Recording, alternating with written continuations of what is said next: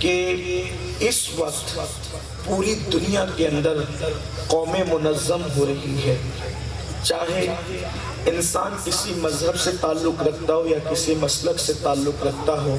یا کسی شعبہ حیات سے تعلق رکھتا ہو، اس وقت دنیا کی ہر قوم منظم ہو رہی ہے اور دنیا کا ہر انسان یہ چاہتا ہے کہ وہ تجارت کی منڈی میں صرف اپنا قبضہ رکھے اور کسی دوسرے کو وہ جگہ نہ دے۔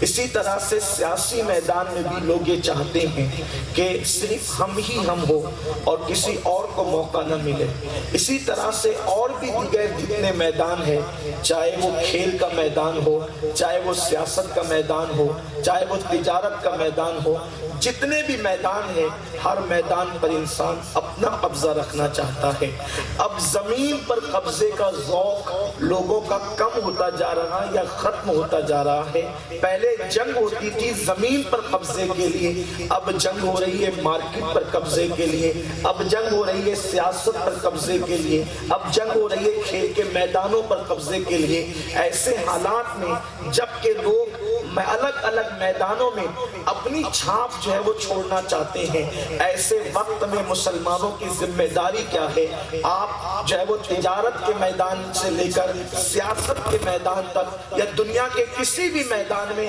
اگر اپنی چھاپ چھوڑنا چاہتے ہیں تو ہمیں کرنا کیا ہوگا؟ تو آپ اس کو سمجھنے کے لیے یوں محسوس کریں کہ میرے آقا صلی اللہ علیہ وسلم کے دیوانوں، جب اللہ کے حبیب صلی اللہ علیہ وسلم نے فاران کی چوٹی سے نبوت کا اعلان کیا تھا، اس وقت عرب والوں کی پوزیشن کیا تھی؟ عرب والے اونٹ چرا کر گزر بسر کرتے تھے، عرب والے بکریوں کے دودھ پر گزر بسر کرتے تھے، عرب والے بکریاں چراتے تھے۔ اہل عرب کی پوزیشن یہ تھی کہ وہ نمک اور کافور میں فرق نہیں کر پاتے تھے۔ اہل عرب کی پوزیشن یہ تھی، اتنی دہشت گردی عام تھی کہ وہ اپنے ہاتھوں سے اپنی بیٹیوں کو زندہ دفن کرتے تھے، کمزور بچوں کو پہاڑوں پر لے جا کر کے پھینک دیتے تھے اور یہ اعلان کرتے تھے کہ زمین کے اوپر کمزور کو جینے کا حق نہیں ہے۔ اہل عرب اس طرح جو ہے جہالت کی وادیوں میں زندگی گزار رہے تھے کہ اپنی نفس کی تسکین کے لیے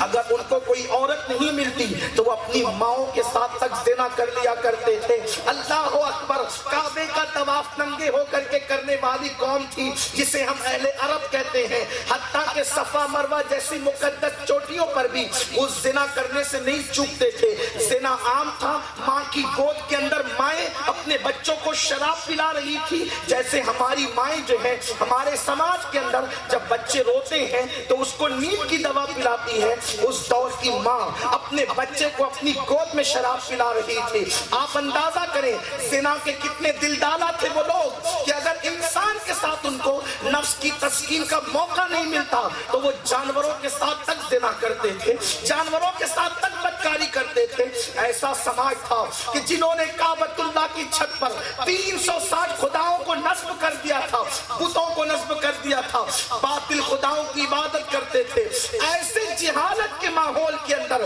اللہ کے رسول علیہ الصلوۃ والتسلیم پیغمبر انقلاب بن کر کے تشریف لائے۔ حضور علیہ السلام نے انقلاب برپا کرنا چاہا۔ اب اس وادی کے اندر جبکہ جہالت کی تاریکی ہے، کفر کی تاریکی ہے، شرک پورے عروج پر ہے، یتیموں کا حق کھایا جا رہا ہے، بیواؤں کو منحوس سمجھا جا رہا ہے، ماؤں کے ساتھ زنا کیا جا رہا ہے، اتنی ساری گندگی تھی اور ہر گندگی کے خاتمے کے لیے ایک الگ عنوان کی ضرورت تھی، لیکن اللہ کے رسول صلی اللہ علیہ وسلم نے ان ساری گندگی کے خاتمے کے لیے تمام عنوان پر محنت نہیں کی، صرف ایک عنوان پر محنت کی جسے علم کہتے ہیں۔ حضور نے علم دے دیا اور ایک علم کے عنوان پہ محنت کر کے پورے سماج میں انقلاب برپا کر دیا۔ نمک اور کافور میں فرق نہ کرنے والوں کو زیور علم عطا کیا تو وہ کیسر و کسرا کے تاجدار بن گئے۔ اللہ اکبر، زنا کے معاشرے کو علم دیا